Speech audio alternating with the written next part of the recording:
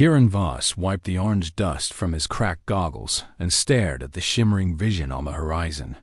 After 17 days crossing the crimson wastes of Vulcar Prime, his eyes had learned to lie to him. The twin suns had cooked his brain more times than he could count.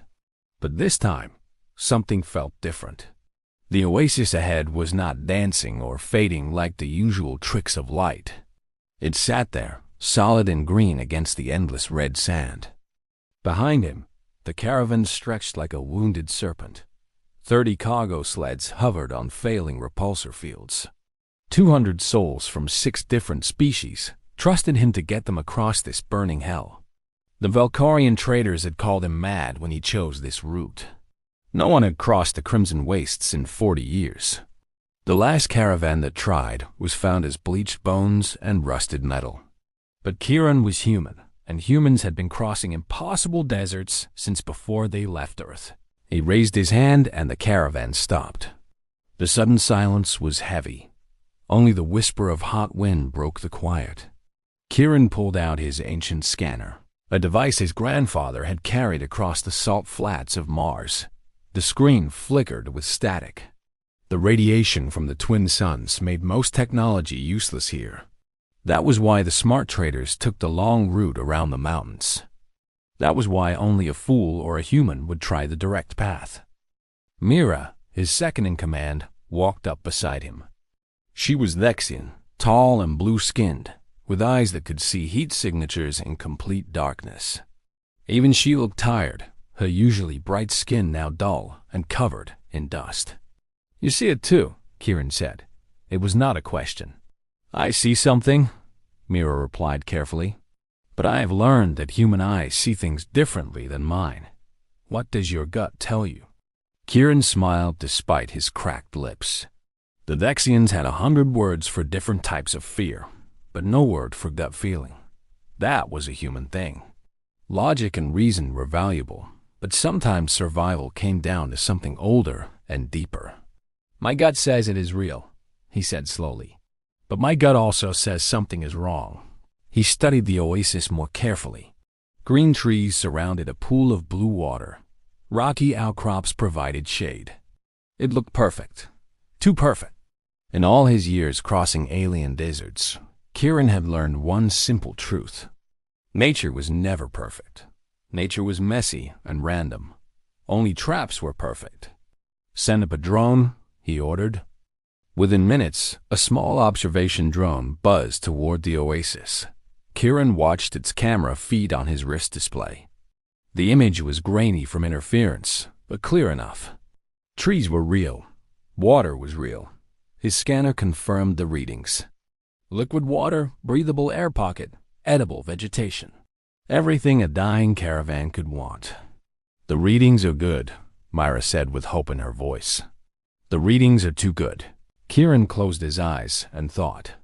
His grandfather had told him stories of the old deserts on Earth. The Sahara, the Gobi, the Empty Quarter. Men had survived those wastelands for thousands of years before technology. They survived by reading signs that no machine could detect. They survived by trusting instincts that evolution had sharpened over millions of years. He opened his eyes and looked at the sand around the oasis. The pattern was wrong. In a natural desert, sand formed random dunes based on wind direction.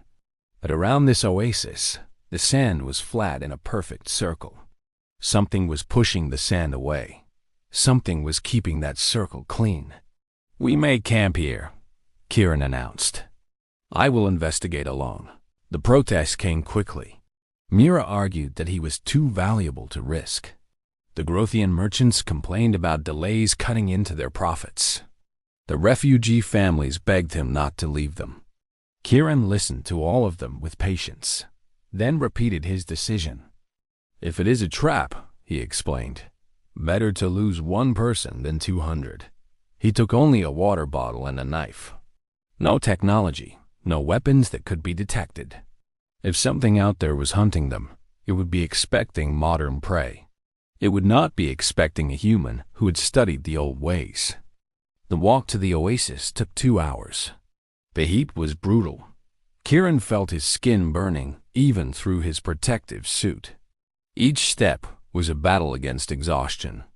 But he kept moving, one foot after another, just like his ancestors had done across 1,000 deserts on a dozen worlds. As he approached the green circle, the air changed. The temperature dropped suddenly. The smell of water hit him like a physical force. His body screamed at him to run forward, to drink, to rest. But Kieran forced himself to stop. He stood at the edge of the oasis and waited. Minutes passed. Nothing happened. The trees swayed gently. The water sparkled. Birds called from somewhere in the branches. It was paradise. It was impossible. Kieran picked up a rock and threw it into the oasis. The rock flew true, past the tree line, and landed in the water with a splash. Normal. Completely normal. He waited another 10 minutes. Still nothing. Slowly, carefully, he stepped into the green circle. The ground was soft under his feet. Real grass, cool and damp. He walked toward the water, every sense alert. When he reached the pool, he knelt down and touched the surface. Cold, clear, real. Then he noticed the bones. They were hidden in the tall grass near the water's edge. Not alien bones. Human bones. And they were old, very old. Kieran counted at least 20 skeletons scattered around the pool. Some still wore fragments of clothing that matched colonial styles from 200 years ago. He understood now. This was not a natural oasis. It was not a simple trap either. It was something far more dangerous. It was a Valkorian siren pool. The legend spoke of creatures that lived beneath certain pools on Velker Prime. They created perfect environments to attract prey. The trees, the water, the cool air, everything was real. The creatures produced it all through some biological process that scientists still did not fully understand. Prey would come to drink and rest. Then, when they fell asleep, the creatures would drag them under. The humans who died here 200 years ago had probably been colonists. They had found paradise and decided to stay. They had no idea what lurked beneath the beautiful surface. Kieran stood perfectly still. He could feel it now, a subtle vibration in the ground. Something massive was moving below. It knew he was here. It was waiting for him to relax, to lower his guard, to become easy prey. But Kieran was not going to become prey. He was going to become a predator. He reached into his boot and pulled out a small metal cylinder. It was a sonic disruptor, illegal on most worlds, capable of shattering rock at close range. He had carried it across the desert specifically for emergencies. Disqualified. The creature beneath the pool was using sound to monitor the surface. Kieran had read about this in old colonial reports. The siren pools detected movement through vibration. They could sense heartbeats, footsteps, even breathing patterns. When prey was relaxed and still, the creature struck. Kieran set the disruptor to its maximum setting. He had one chance. If he missed, the creature would drag him under before he could react. He threw the device into the exact center of the pool. The explosion of sound was beyond hearing. Kieran felt it in his teeth, his bones, his organs. The water of the pool erupted upward in a massive column. Then the ground split open. The creature that emerged was like nothing Kieran had ever seen. It was a mass of tentacles and teeth, easily 30 meters across. Its skin was the same blue as the water, perfect camouflage for its hunting ground. It thrashed and screamed in frequencies that made Kieran's head spin. But it was also dying. The sonic blast had ruptured its sensory organs. The creature was blind now, deaf, unable to locate prey.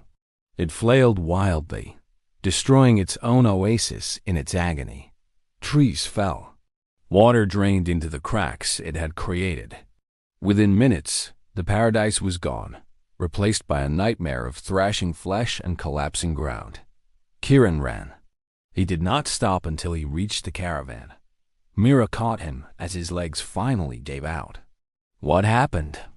she demanded. Kieran laughed despite his exhaustion. The oasis was real, he said. The trap was also real. But humans are better at traps than anything on this planet. Behind them, the creature's death screams finally faded into silence. When scouts approached the site later, they found only a massive hole in the sand. The creature's body had collapsed into its own underground lair. The Oasis was gone forever. The Caravan continued its journey. They had lost time, but they had gained something more valuable. They had gained knowledge. The siren pools were real, and now they knew how to fight them. Kieran led his people across the rest of the Crimson Wastes without further incident. When they finally reached the trade city of New Velker, word had already spread of what he had done. The human who killed an unkillable creature. The Caravan master who trusted his gut when all logic failed. The Velkorian traders who had called him mad now treated him with respect. The galactic merchants wanted to hire him. The scientists wanted to study the dead creature's lair. Kieran accepted none of their offers. He resupplied his caravan, gathered new passengers, and prepared for another crossing. The desert was calling. There were always more impossible routes, more deadly traps, more chances to prove what humans could do. Mira asked him once why he kept going. Why risk death again and again when he could live comfortably on his fame? Kieran pointed to the desert horizon. Out there, everything is simple, he explained. Life or death, trap or salvation, fight or surrender. The desert strips away all the complications of civilized life. It shows you who you really are. And who are you? Myra asked. Kieran smiled. I am human. We were born in deserts. We conquered them. We spread across the stars looking for new deserts to cross. It is what we do. It is who we are. The next morning, the caravan departed into the Crimson Wastes once again. Behind them, the twin suns rose over the endless red sand. Ahead, new challenges waited. New traps, new mysteries, new chances for glory or death.